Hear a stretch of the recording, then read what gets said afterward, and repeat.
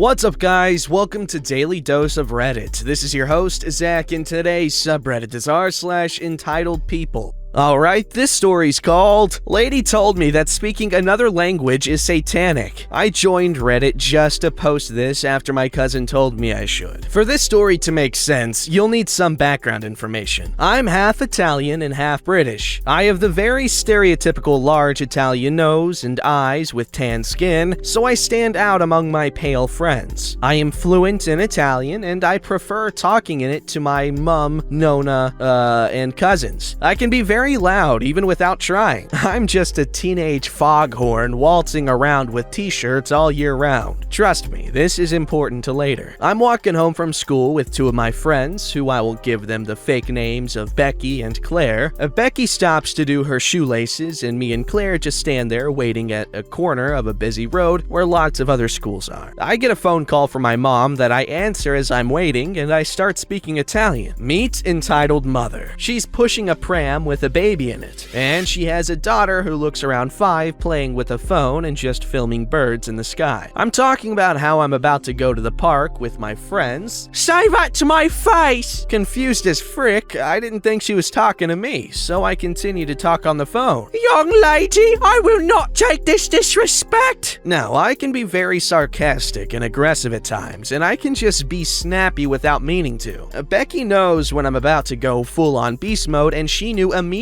that I would need to be calmed down. Well, what? You can't say that! Say what? You can't go around speaking that satanic language! I'm in a bad mood and obviously irritated. What? Italian? Sorry, but I have all the rights to speak whatever language I want. My mom was confused and asked me what was going on. I hung up on her. This bimbo was gonna get her fair share of fists and cuss words at the rate we were going. Hey, maybe we should get going. Oh, shut up, you freaking lesbian freak! This lady assumed she was lesbian just because she had short hair. She's pan. Whoa! Calm the cuss hounds. I nod towards her child. You're setting a bad example. You don't dare tell me how I look after my child, you devil! Mom, can we go home? I'm sleepy. What this lady did next shocked me. She started screaming at this child, cuss words and insults, saying how she wanted her to get out a baby eaten, but had to keep her. She then realized that a nice swarm of people had started to gather around us. She turns very, very pale. She knew that she messed up. These lesbian freaks were trying to touch my child!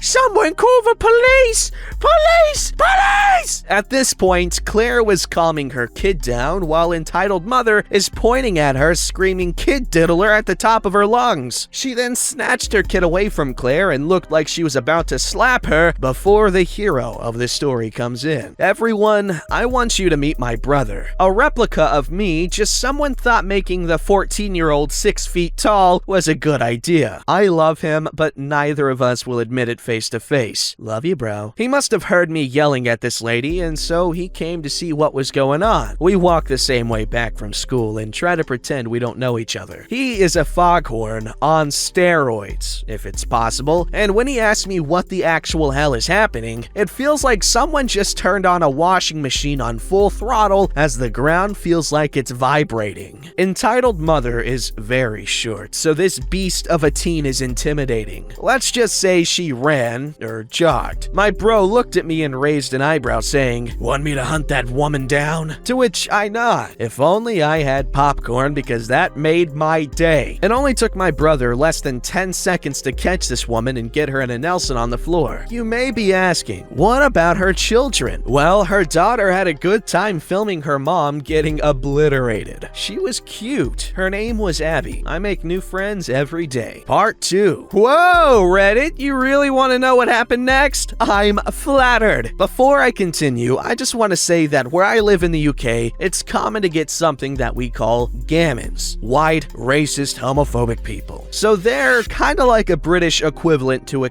Karen. This lady was one, and it explains her behavior. Next, about my brother getting the lady. As much as I wish he did, he didn't falcon punch her and start kicking her. If I have to explain this, then I will. He grabbed her arms and held her on the floor, so somebody called the police. This isn't as interesting as part 1, but people wanted a sequel, so around 10 minutes later, a police car rolls over and they ask to interview entitled mother first. Then they pull my brother over and talk to him. Never seen him so serious before, so I had to laugh. Before another car pulls over to make sure the lady won't be making a second attempt to escape. I was called over and it went like this. Hello, can I have your full name and age? I'm OP and I'm 123,423 years old. That's not true, obviously. Do you have your parents' phone number and house address? Can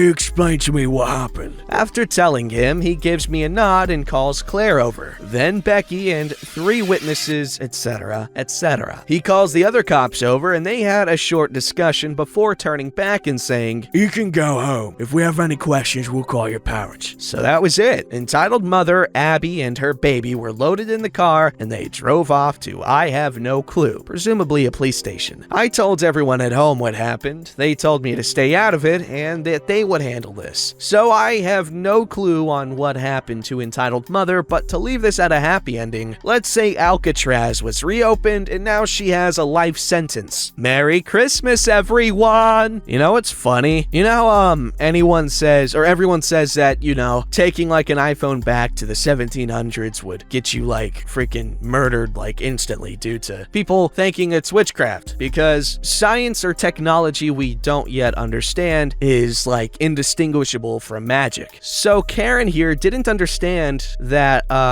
people speak other languages, and just because this language is too foreign for you to understand doesn't mean it's like some sort of witchcraft bullcrap. Ugh.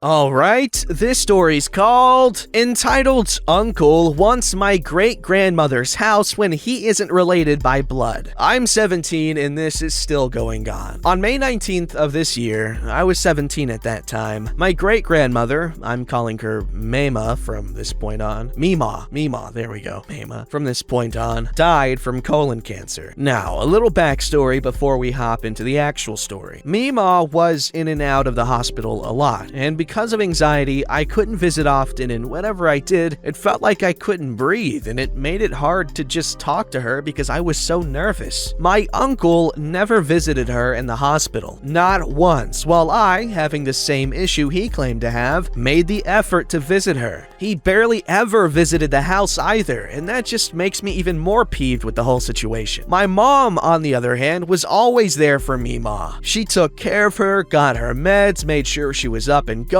made sure she ate something. All of this on top of taking care of me, going to school, and working as a nurse. My mom worked hard to help Mima in any way she knew how, while my uncle barely ever visited and never helped out at all. Now here's some things that happened that my uncle made no effort to help with. Mima lost her leg, got multiple infections, had multiple strokes, broke her hip, etc. Then Mima stayed at home during the whole process, and everyone who lived with her, me and my parents, watched as she went from the most independent person and going around and doing things to having to stay in bed, needing oxygen, forgetting things, being unable to talk. This went on till 4 a.m. on May 19th. Me and my mom watched her die right in front of us. My uncle never showed up that day. Mima asked to be cremated, and he kept her ashes from us. I was livid, but didn't speak up and left everything to my mom. We got them, thankfully, but another thing Mima wanted for us was to fix up the current house and pay off the air conditioning fee. We had to replace our old one. My uncle wanted none of that and just wanted the money. He must have thought she was rich, and that is bullcrap. Mima worked at Walmart for 20 years. The money she had before went to help pay off his father's medical bills. I'm saying his because my grandma, Mima's daughter, was from a different marriage, and really they weren't married and they never had kids together. He claims that she's my mom, when really she wasn't. There's no adoption papers, they weren't married, nor was he by blood. Then went to my grandma, my mom, and me. We were her only living blood relatives. So now there is legal action happening. He's keeping the money he already cashed in while my grandma's getting the house, and we plan on fixing it up and selling it, just as she wanted. Well, that's my only story of an entitled person. I honestly hope you enjoy this. Have a nice day/night. Bye. Edit. My mom already has a lawyer and is fighting this currently. However, one thing I didn't mention was the fact that Mima changed the will to what's currently being fought against. Red flags. 1. She wasn't of sound mind and was starting to forget things and zoning out during the change. 2. My uncle took her out to eat. My mom, my dad, nor I were there to overhear what was said. 3. My mom asked Mima why she changed the will. She said, because I felt bad for leaving them out. Basically, she admitted to being guilt-tripped. Absolutely despicable behavior. I swear to God, as soon as someone dies, like, the frickin' jackals come out, man. Frickin' scavengers, pests. Who does that? Who loses a relative and is like, ooh, opportunity for money? People without hearts. People who have hearts made of farts. But not even a regular fart, a cold fart, because at least a fart has some warmth. Alright, this story is called Father-in-Law Needs to Be in Charge or He'll Force Cooperation. I'm on mobile, sorry about formatting. Also, if there are really long sentences, it's mostly because I'm ranting because I'm furious. Okay, so a little bit of backstory. My husband is the oldest of 9 kids. His dad is a butthole to all of them and absolutely hates being talked back to or having you show any amount of spine whatsoever. He hates me the most. I am one of 3 of his in-laws. I have 1 sister-in-law and 1 brother-in-law. And I am the one most likely to voice my opinion, and he hates it so very much. The only reason he tolerates me is because his wife loves her first grandchild, my dear daughter. Recently, they have made the decision to sell my husband's, 24 male, childhood home and move way, like other side of the country away. On to the story.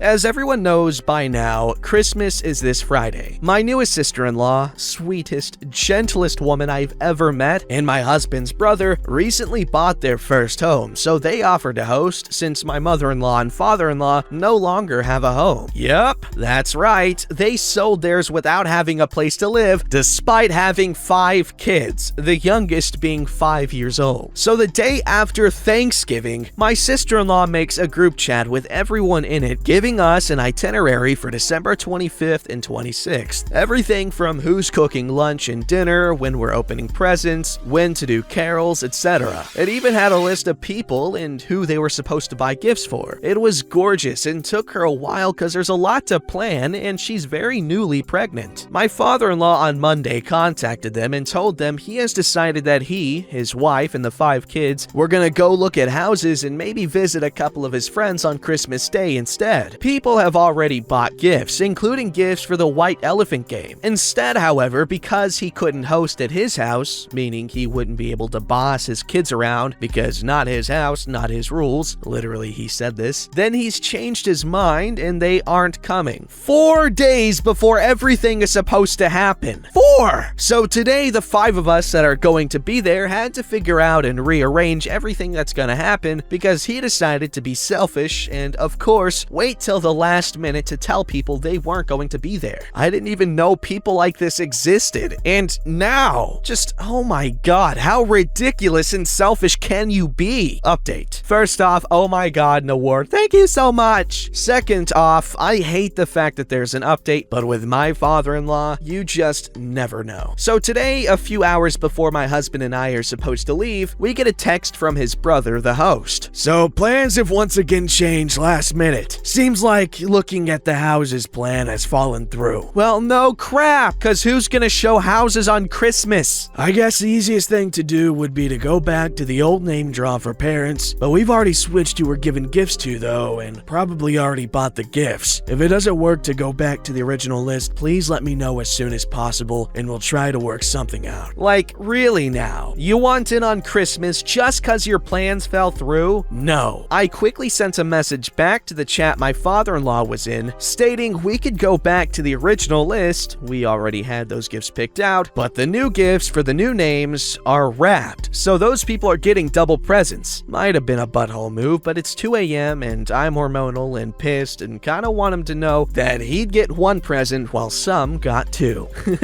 Nice petty revenge. I don't like people like that though. The father-in-law, it is selfish, man, and they think everything revolves around them. And, you know, just acting like that, especially with family, gets you nowhere, man. Just a lot of negativity. Alright, this story's called Before I Knew She Was a Karen. Back in the 90s, I was in a very famous TV show. Whoops, that's not right. Back in the 90s, I worked as a customer service clerk at a national grocery store close to university that drew an eclectic group of shoppers, to say the least. Anyway, entitled customer was a regular customer that was well known to all of us in the front of the store. She was demanding and rarely wanted to wait in line. One day, early in the morning, she came up for the counter with a plastic 2-liter bottle of Coke and wanted a knife to cut the coupon off the side of it. First of all, I told her the coupon is for Sprite and cannot be used for Coke. And second, I don't think it's a good idea to cut the coupon off the bottle. She demanded a knife, but I gave her scissors because that is all I had. She proceeds to lay the full plastic bottle down and starts cutting into the side of it. As I stand there watching her, she finally cut through the outside wrapper and, lo and behold, through the plastic bottle itself. A fast geyser of cola sprayed her in the face as I stood and stared in disbelief. As she stood there, she said, "Don't just stand there! Give me a towel!" I turned around and got one and handed it to her and turned around and went to the back room where I hid myself and cried with laughter. I didn't see too much of entitled customer after that. I think she hid from me. Oh, that's funny. That makes me happy. Ooh. I love it when someone does something stupid despite you warning them, and the very thing that you warned them about happens. And then all of a sudden you're a jerk because you didn't do anything to prevent it. You know what? I'm okay with it too. Because at least I get to laugh at people doing some dumb stuff. Don't forget to like, subscribe, and hit that bell to never miss an episode.